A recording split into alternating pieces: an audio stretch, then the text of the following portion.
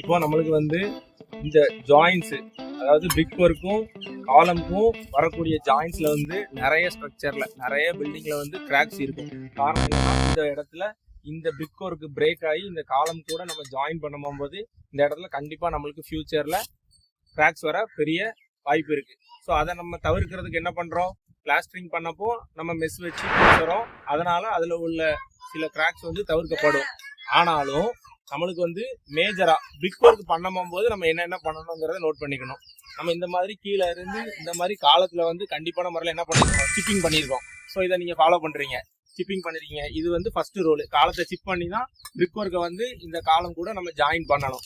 Second, நம்ம paste பண்றோம்ல, இந்த paste பண்ணும் போது சிலர் என்ன பண்ணிடுவாங்கன்னா கீழே இருந்து மேலே வர ஒரே லாட்டில் பேஸ்ட் பண்ணி விட்டுருவாங்க நம்ம சிமெண்ட் பேஸ்ட்டை வச்சு. ஆனால் பண்ணக்கூடாது. நம்ம எவ்வளவு தூரம் கட்டுறோமோ, இப்போ நம்ம கலைக்கு தகுந்த மாதிரி கட்டுவோம்ல, ஃபர்ஸ்ட் வந்து ஒரு 2.75 ஃபீட் கட்டுறோம் அப்படின்னா அதுக்கு தகுந்த மாதிரி தான் நம்ம என்ன பண்ணணும், இந்த பேஸ்ட்டை வைக்கணும். அது மாதிரி இந்த பேஸ்ட் வந்து காய விடக்கூடாது.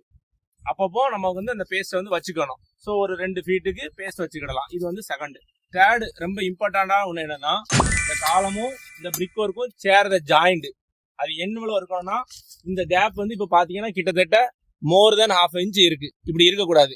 இப்படி இருந்ததுன்னா கண்டிப்பா இந்த பாண்டு சேராது, திரும்ப அந்த இடத்துல கிராக் வர வாய்ப்பு இருக்கு. அப்போ நீ நல்லா பாத்துக்கணும்.